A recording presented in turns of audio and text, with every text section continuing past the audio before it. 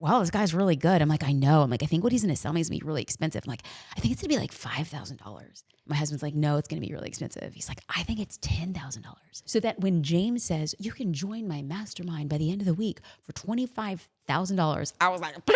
So it's the enough syndrome. I have to tell you, I've been in business long enough that it will never be enough. You will never learn enough. You will never book enough. You will never get enough. Every time you get the metric that you want, you move the goalpost. Do it for your dang business. Welcome to the Jasmine Star Show. Y'all, prepare your hearts because your girl is coming in hot. I wrote a few notes and I want to have a real conversation around what is stopping people from investing in your offer. I don't care if you have a product-based business, a service-based business. I don't care if you're an affiliate marketer. I don't care if you have been doing this 1 year or 100 years. There are people who are saying no. And if the vast majority of people are saying no, or the minority are saying no, that means there's an opportunity to increase those yeses. So as we speak about changing our revenue streams, flow, capability, threshold, and maximizing all of it, I don't want it just to be here on the podcast. Y'all, like, let's go deep. For the first time in years, I am hosting a revenue bootcamp. I used to do boot camps like 7-8 years ago. I loved them. So what we do is we have a 2 to 3 week boot camp where we come together and we say, we're doing live classes.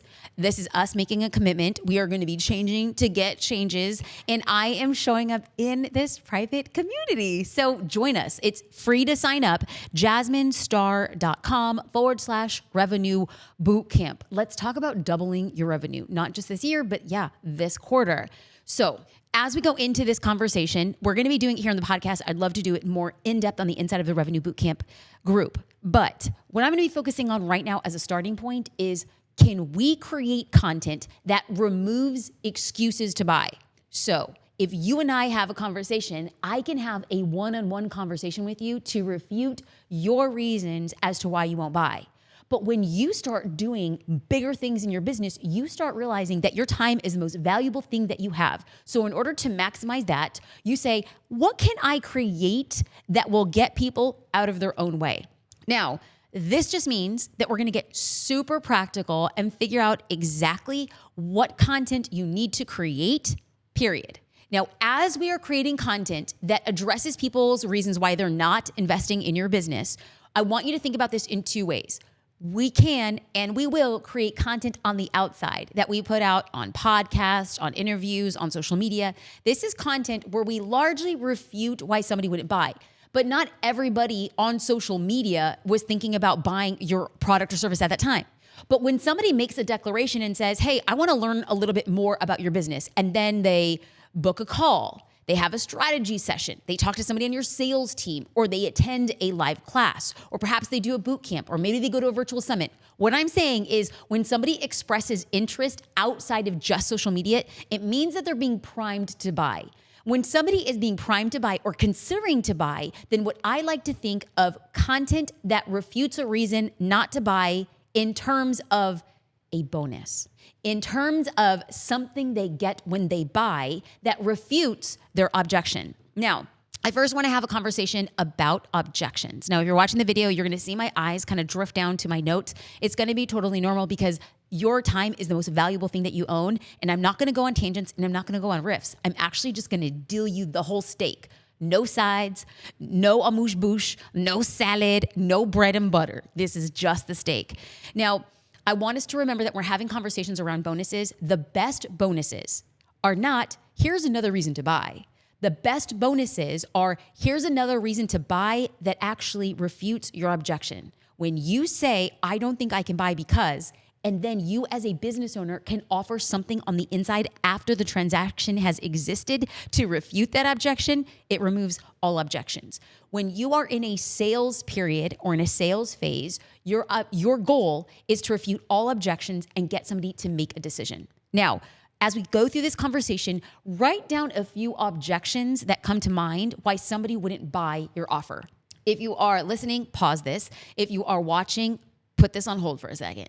Literally take 30 seconds and list why somebody would not invest in your business coaching, why somebody wouldn't hire you as a keynote teacher, why somebody wouldn't buy your book, why somebody wouldn't hire you as a videographer or a photographer or a dentist or a lawyer, why they wouldn't buy your skincare, why they wouldn't go to your restaurant.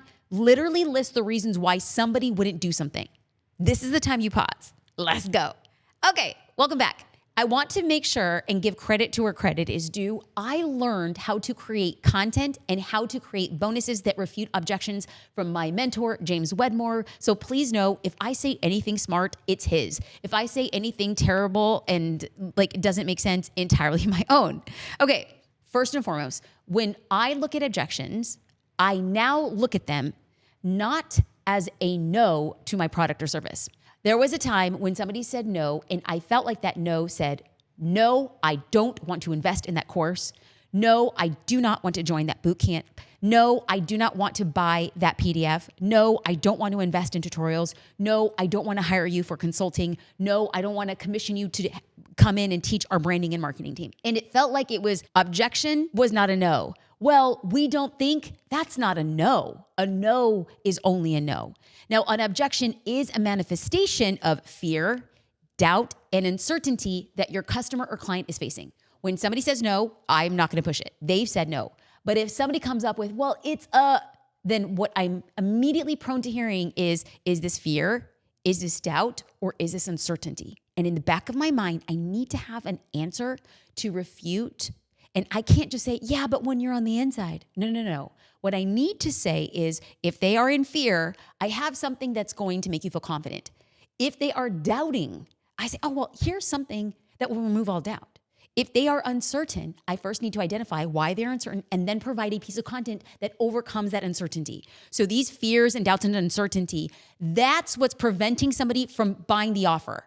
They didn't say no. They came up with an excuse. I used to hear the excuse and say, they said no, womp, womp, womp. No. An objection is an objection. Then it's on me to overcome that objection. So let's go through some examples. Let's just say I'm a yoga instructor and I'm writing down my objections, and I think that somebody is not going to buy from me because I want to learn yoga, but I'm not flexible. That's an objection.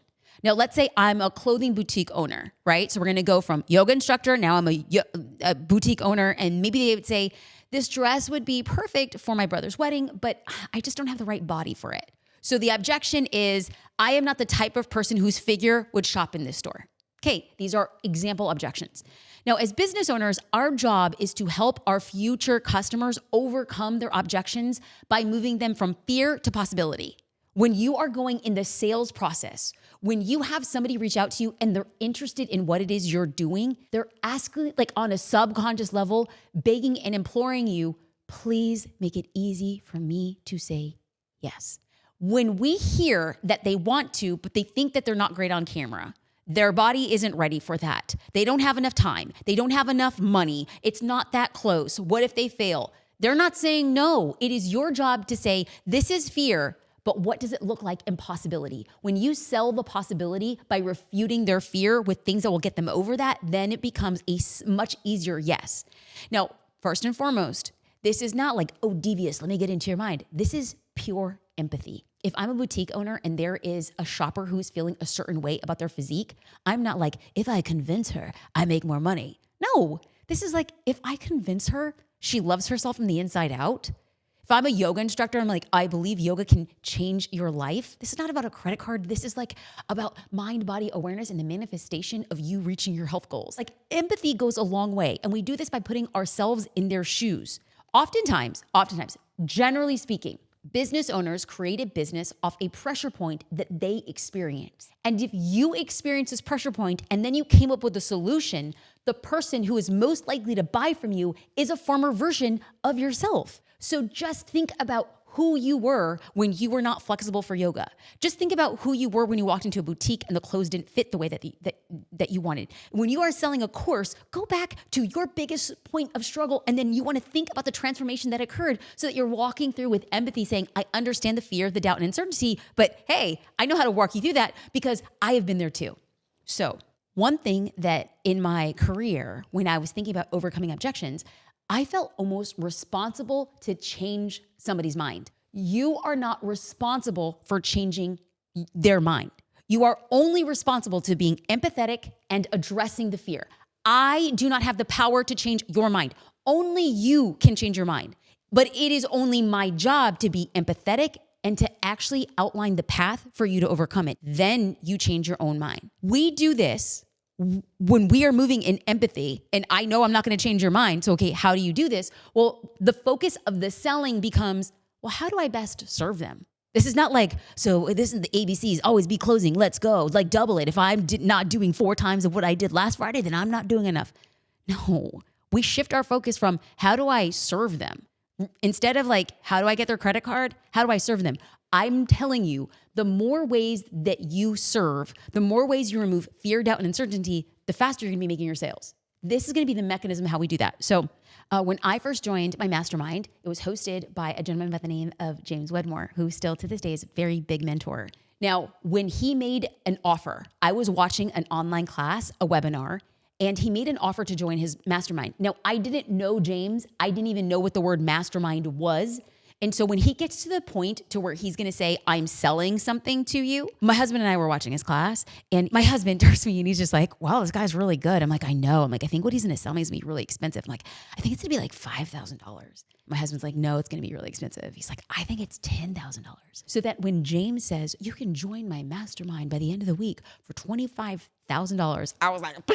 I closed my computer. I was get behind me saying, heck no, I'm not gonna pay this stranger on the internet who I have never spoken to and I know jack squat about $25,000. But was it a no? Was me literally snapping my computer shut? Was that a no? Or was it fear?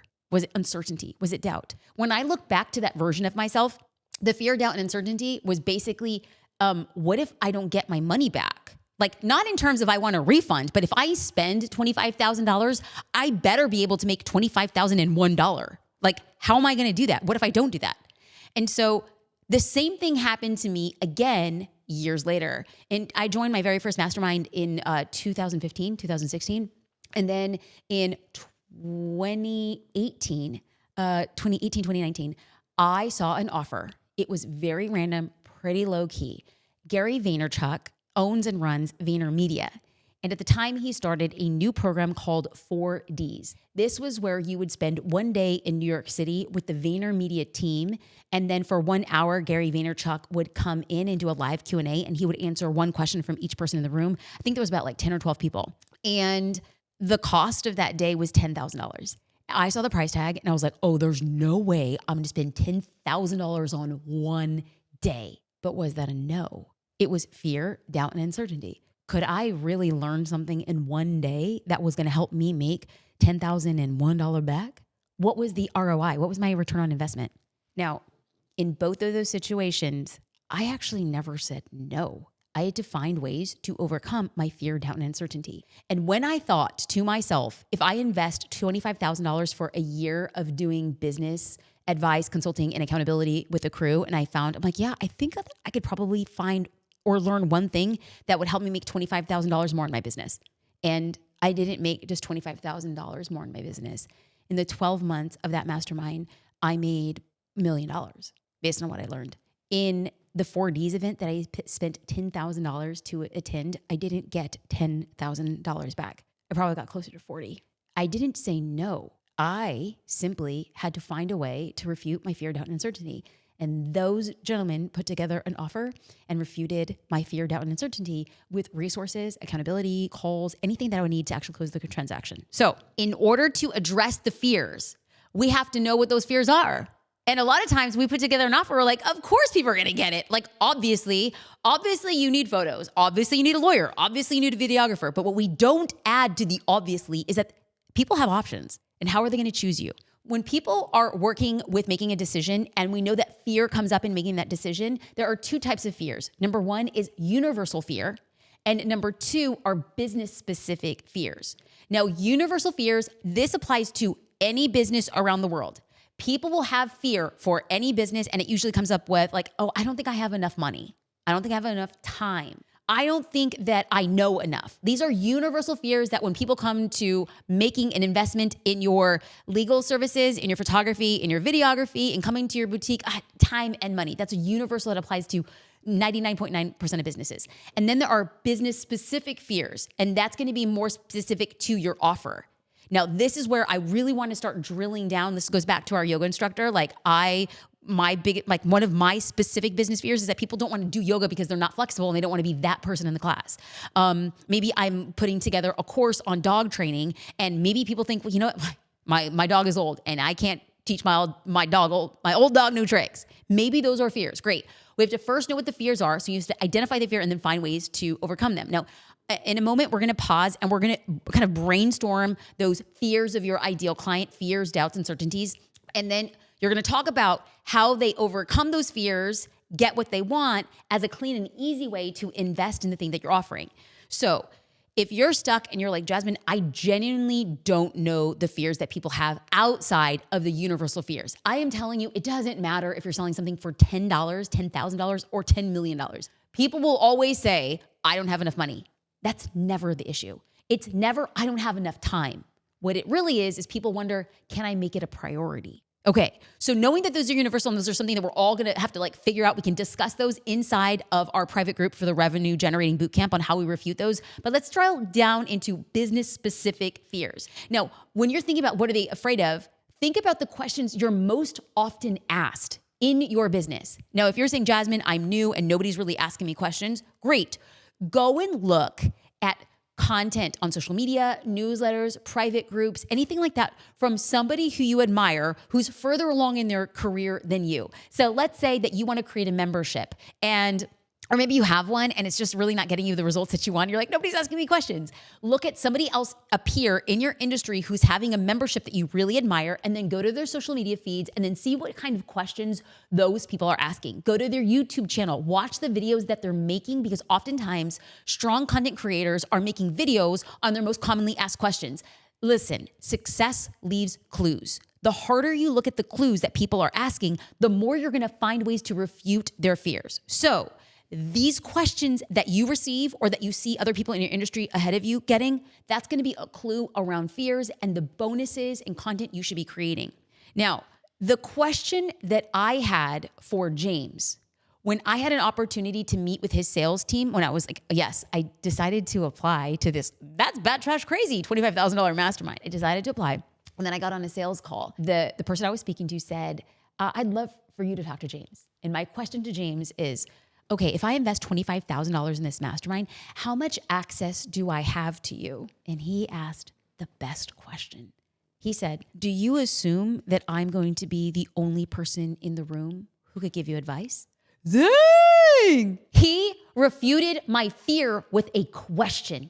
It was so good, I all of a sudden felt, yeah, I actually, when I invested $25,000 in a mastermind, I wanted you to be able to answer every single one of my questions. And then he responded, what if you were to trust me that in this room that I would put together a group of people who would all have the most epic advice that would be better than just my own? Let's go, brother. Right then and there, I'm already learning. Okay, so oftentimes, some of the things that I think about when I create a course, I think of what are all the reasons that people wouldn't buy? What are their biggest fears? What would be stopping them? And then I ask myself, what are they feeling? What are they struggling with? What are they overwhelmed? I literally paint a picture of this person in my mind so that I'm not just being like, I don't have money. I am not there yet. No, I gotta get rich. I gotta get rich with these. And so one of the questions that I think my dream customer, I am preparing to create a new course that I'm gonna be teaching live. It's a live course experience.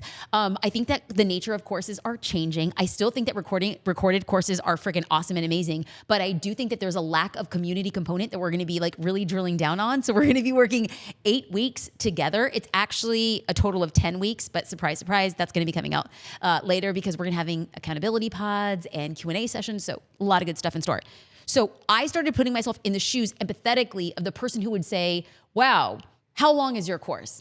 The question is, how long is the course? So what I could do is I could be like, this course is 8 weeks with 2 catch-up weeks in the middle for ongoing support and accountability. But by doing that, I assume that there is a quote unquote right amount of time for there to be a course. There was a time when I was creating courses and I would be like, oh, it's a 4-week course. And then some people would say, oh, but is 4 weeks long enough for me to get the results that I want? And then the same group of people were, the same question would have a different response from a different group of people. Like, oh, 4 weeks feels a little long to get a result. So if you don't know the exact fear, why not frame it in a way to say, okay, question, how long is your course? What is the underlying fear? Will I have enough time to get a result? Too much time? Not enough time. But I have to go to the will I? Will I? And the way that I would refute this fear is, how long is your course? And I'd be like, it's not a matter of how long the course is. It's how much time you could dedicate to doing it on the inside of the community where you get the biggest results. You can do it faster. You can do it slower. Second question. So this is me. I'm literally just sharing my process so that I'm empathetically showing up so that you can empathetically show up for your future customers. So question. If somebody says, so I'm going to pretend like I'm a florist, and somebody's like, oh, but what is the price of that bouquet? What is the underlying fear of what is the price? I'm not sure I could afford it. We might think that, but I am telling you, as like a person who spent over 16 years in the luxury professional wedding space, people don't ask what is the price of your bouquet because they don't think they can afford it. Some people ask the price of the bouquet because they want to make sure that very few people can afford it. Understanding who we're selling to helps us speak exactly to that fear. Sometimes when I put together an offer, if it's like a series of PDFs or a series of tutorials or an ebook or a video series or a course or a membership or a subscription, I have done all of those things. I even sold a physical product, a magazine. Every single time people will ask, like, but what's in it? What's the technical components of it? Like how, and if I am, and so people are coming up and using the past, like, oh, it took me 3 hours to set up my iPhone. I don't know if I can do this. Like their underlying fear is, I don't know if I can get the most out of this because I'm not techy enough. So these are commonly asked questions that I am putting myself in the shoes of. So I'm going to use a real life example. So as part of this live course experience that I'm teaching, I realized that there was a technical component that I couldn't cut it any other way. It's technical, and some people are not that technical, myself included. Like it would take me hours and hours and hours to set up email automation funnels based on actions that somebody took. Like, so if somebody signed up for a live course, if somebody signed up for a boot camp, if somebody signed up for a challenge, I had a heck of a time trying to figure out, like, are they opening the emails? If they open the email, which way do they go? And it took me hours, weeks, months to figure this out. And so I knew that if this is a big pressure point and somebody's fear is I'm not technical and I'm going to waste money buying something that I can't use, I started pulling myself back and I say, how do I overcome this fear? And so what I decided to do is I reached out to a partner, and they are called ConvertKit. And I said, okay, this is my dream. My dream is that we would be able to create email automation templates that people are already set up. They follow my exact structure, that if people are opening or not opening, they come to the live class, they don't come to the live class. Do they sign up for this? Do they not sign up for this? And all of a sudden these templates are done. So now when somebody says, I'm not technical, I would say, great, no problem. We've done the work for you. What am I doing as a business owner? I'm finding ways to overcome fears by empathetically putting myself in their shoes and saying, no more excuses. Are you in or are you out? Here's a crazy thing. When I was creating memberships and I was launching memberships, people would ask me, well, how many people are in the membership? And in my mind, the first thing I thought was, oh, they think that there's not enough people in the membership, so they don't want to join. And then I started getting questions from people saying like, yeah, but if there's too many people in the membership, I'm not going to get the attention that I want. So it's either there's not enough people or there's too many people. So you have to actually get to the underlying fear. Like, I don't want to be just another person, or I don't know if I'm actually going to get what I want. Again, if I don't know who I'm selling that membership to. So for instance, when I had launched a mastermind, I charged $25,000 for my mastermind in 2023. And people had to apply. We had interviews, 2 sets of interviews. And then in one of the final interviews, I had the opportunity to speak to a woman, and she says, listen, I want to make sure that this investment is for me. I don't want to join a mastermind that's accountability group. Like, if it's less than 10 people, that's more of an accountability group. And my question to her then became, well, there's never going to be the right alchemy of numbers. If you have a mastermind of 55 people and only 10% of the people engage, or you have a mastermind group of 15 people and 80% engage, what's going to be the most effective for you? It is not the number of people in the room. It's how active and how many hurdles did these people have to go through to get in there that ensures you're all of the same quality and caliber. Can I get an amen? Now, as you're creating like your list of fears, it doesn't have to be perfect. It doesn't have to even be comprehensive. These things are gonna start coming to you like over a series of days. Like, I've heard that before. Let me add that to my list. Keep it on a notes app on your phone. Sometimes I open up my Slack and I just write a message to myself in Slack, and that becomes like a thing that I'm able to set a reminder to. Now, just write down the fears. Now, I want you here again. We've already taken the time to pause the video and talk about the fears. If you haven't done it before, you gotta do it right now. So let's pause the audio, let's pause the video, and we'll kind of come back to it. Okay, so the fears you wrote down, we're gonna call them objections. We're not calling them fears. We're not calling them doubts. We're not calling them uncertainties. We're calling them objections from now on. We've changed the word. Now, the more that you're aware of the objections, the easier over time you're going to start thinking of content that's going to overcome them. Here is an example that I am creating as part of the Revenue Generating Bootcamp. I believe that a commonly held objection is, once I'm there, then I'll do that. Once I know enough, learn enough, book enough. So it's the enough syndrome. I have to tell you, I've been in business long enough that it will never be enough. You will never learn enough. You will never book enough. You will never get enough. Every time you get the metric that you want, you move the goalpost. Why? Because you will bomb entrepreneur. You out here killing the game. Enough is never enough. So I can simply say, how many times do you look back in your career and say, if I get there then, and then you got there and you didn't? How many times are we gonna wait for that? I don't need to refute. I don't need to sell. I simply need to say, there are facts. Where do you follow up on those facts? Now, what I wanna do is, what I just did there was an example of a reframe of an objection. We want to move our client from objection into possibility. So to do this, we're going to go back to the two types of fears. You have your universal and then you have your business specific. Okay, cool. So a universal objection is an objection that relates to any and all business owners, no matter the price, the market, the niche, or the audience. Now, universal objections fall into two categories. External, a universal. This is something every business faces. External, something tangible outside of a person that prevents them from buying. Like, this is the time, the money. I don't have time, I don't have money. That's external. And then the universal objection that fits into the second category is internal, something that is related to a person's belief about themselves. I doubt that I can do that. I have fear I won't follow through. I worry I'm going to be the dumbest person in the group. External, time, money. Internal, I am not enough. I won't get with the things that I want. Now, the most universal objections can be reframed in sales conversations. Now, sales conversations, they happen obviously if you have a one-on-one sales call. But what I'm talking about is at scale, where I can't possibly have a sales conversation with every single person. So how then can I have these conversations? Emails, direct messages, and in comments. Every time somebody leaves a comment and I am in a promotional period, I am looking at this as saying, what is the objection that I need to overcome? How do I reframe it? And so then all of a sudden, these are all conversations that I'm having during my launch period to say, I don't need to convince you. I actually just need you to look at the same situation from a slightly different perspective. Now, business specific objections are very specific to what it is you're offering. Are you selling a product, dry shampoo? Are you selling a course, a membership, a PDF, a book series, an ebook, a physical book? Okay. Now, as an example, a business specific objection for that yoga instructor, it could be, I'm just not flexible enough for yoga. Now, what I want us to try here is the original solution framework. This is from James. I want you to use the original solution framework to overcome business specific objections. So this means that I'm going to be creating bonuses to overcome why somebody wouldn't buy. So I'm going to review a few examples. When I launched a course called SOS Selling on Social, we listed the business specific fears. Remember, these are objections. We listed the objections that we believed our ideal client would have when it came to investing in the course.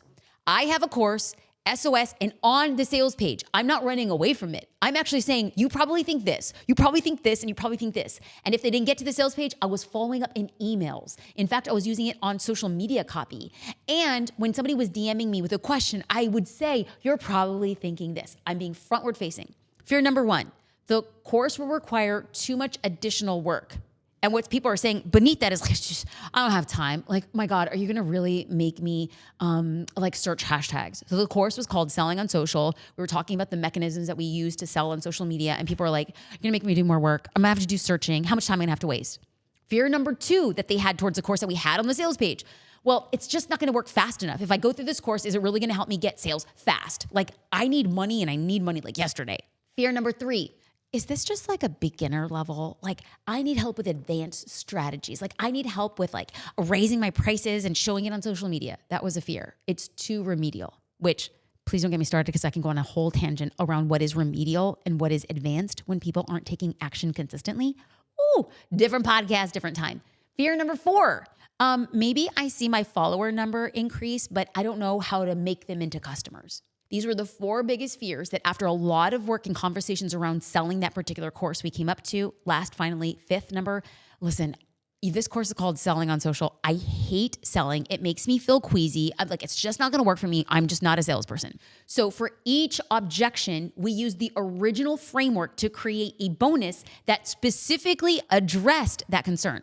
So fear number 1, it's just going to require too much additional work. Like I don't want to search for hashtags. Don't make me do anything. So the bonus we created, the best sales hashtags for your business. Fear number 2, the course, it's just not going to make me make money fast enough. Like I need something really fast. Bonus, your 30-day sales accelerator to plan. So it was a 30-day action PDF to help you make a sale as quickly as humanly possible. And we had testimonials and examples. Fear number 3, is this just like a beginning level course? Okay. Well, if you want the next level, we'll put it out there. How to increase your prices without losing customers. This was a video training. This was like a 2-hour video training on the framework we use to increase prices without alienating our current customer base. You want strategies? Well, come with you, baby. So fear number 4, I'll see my followers increase, but I don't know how to turn them to customers. The bonus we created, your social media toolkit, every resource you need to turn your followers into customers. We are literally using their language and pressure points to say, listen, every objection that you can possibly come up with to put in your way as friction will give you something. So what is it? I don't need to I'm never going to change your mind. But if what is getting in the way of you making a decision needs to be removed, I could do that. But you're going to have to be the person to change your own mind. Lastly, that 5th fear was, I don't like selling. I feel queasy. I can't do it. Okay. The bonus we created, how to turn objections into sales, a blueprint, removing all excuses to buy. Friends, I'm literally telling you what I did in the past, and I want you to see me doing this in real time. The beauty about what I am doing is, what is this? I eat my own dog food. I'm showing you what I'm doing in real time, and then we'll offer you frameworks to go deeper, to get the templates, to do all of this. I am literally showing everything that I want to teach people. Hot dang, I'm just living life on the outside. I don't have to like smoke and mirrors and be like, oh, and then there's a tripwire in it up, so I'm gonna sneak you. No. I'm just gonna say, look at what it is we do. Do it for your dang business. Okay, as I'm recording, can you hear that squeakiness on the chair? Can you hear it? I mean, does it sound like I'm farting? Because I'm sorry. If this is unprofessional, I'm like literally wearing this jacket and I'm sitting on like this leather-ish, vegan leather chair. And so if you guys think like I'm like, listen, I'm just there it goes again. We're just gonna let it roll, okay? Like I did not have beans for lunch. We're just gonna roll with this. Okay. So as we're moving into these things and doing the launch on the outside, I want to make sure that we're just walking in complete like integrity, and then almost like me being able to share what I'm doing, it makes me feel fearless. It's almost like when a magician reveals his or her tricks and you're like, whoa, that was silly. It was so much easier than I thought if I just knew what I was looking for. Exactly. That's what we want this whole thing to do and be. It's not a trick. It's simply knowing what to look for, doing the work, putting it out again, and again. That is what happens when you have a strategy on how to show up and increase your revenue. Because we started off this conversation by saying, if you aren't booking, if your conversions aren't where you want them to be, or perhaps you're like, oh, I have like a 98% close. Great. Let's get you that extra 2%. And let's do that by removing all objections by way of empathy, crossing those bridges, and then removing all excuses to buy. You're not selling, you're putting together an offer that becomes irresistible by simply saying, you're now empowered to make the decision. Now, before I close, I want to make sure, I sometimes whenever I teach about this stuff, people are like, yeah, but what is a bonus? Like, how does it have to look a certain way? No, not at all. We have created bonuses that are PDF, like a checklist, a checklist. People love checklists. Like, nobody wants a bonus that is like, it's all of this extra information just for extra information. No. Give the bonus that gets the result, not give a bonus and make sure it's 37 pages long. It could be a checklist. It could be a guide. You can create a short video. You can do like a bonus could be if somebody's like, yeah, but I don't know if I can do this alone. And you offer a bonus as like small group accountability pods or even small group coaching. Or maybe one of the bonuses to remove all fear is like, oh, you book now and you get 2 one-on-one sessions. Or it could be a challenge. Like you could actually say, if you're having problems to buy and consistency is your hard point, well, we're going to do a 30-day challenge with 100 people doing it at the same time. It could be a collaboration between you and another business owner. So as we're getting ready, like in our revenue bootcamp, and we're talking about like, what are these excuses? And I'm like, listen, I don't know everything there is to know about running like meta ads. And so what did I do? I collaborated with a friend. I was like, hey, let's make a bonus together because people are like, I don't know how to do ads and I really need to scale. And I was like, I'm not the person, but guess what? I created a bonus with a friend to do that collaboration. And so it was a win for him because he got exposure and new clients. And then I'm getting a piece of resource. So what I want you to do is once you have your fears and objections, then can you find ways to answer them? Like literally, can you answer your biggest fears? If you cannot answer or remove those objections, I'm telling you, you're leaving so much money on the table. Remove the objection, list the objection, find ways to remove the objection, and then write down, is this going to be a video that I record? Is it going to be a PDF? Like literally get to taking action. If you would like to do this with us in real time, with thousands of other entrepreneurs who are hell-bent on getting some revenue, jasminestar.com/bootcamp. Y'all, let's do this. Let's find a way to, very much like the magician, just know what we're looking for. Reveal, show, deploy, be consistent, and let's make 2024 a year we will never, ever forget.